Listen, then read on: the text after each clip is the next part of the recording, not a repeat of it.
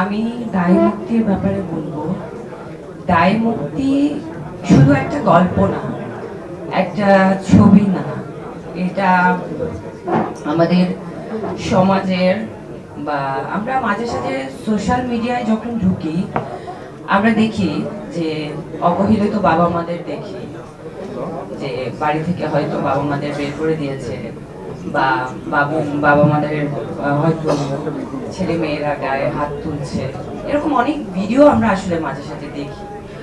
তো দায় মুক্তি আসলে এরকমই একটা গল্প, দুজন বাবা মার গল্প।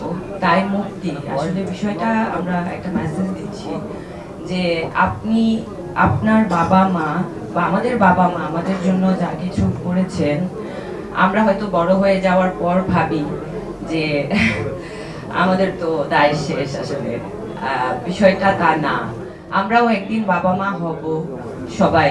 তো আমরা যা আমাদের বাবা মার জন্য করছি, পরবর্তীতে যে বিষয়টা আমাদের উপর আসে, এটাই আসলে দায় মুক্তি।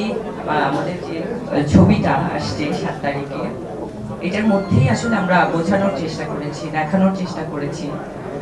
দর্শককে আমি বলবো যে অবশ্যই আপনারা ছবিটা দেখেন।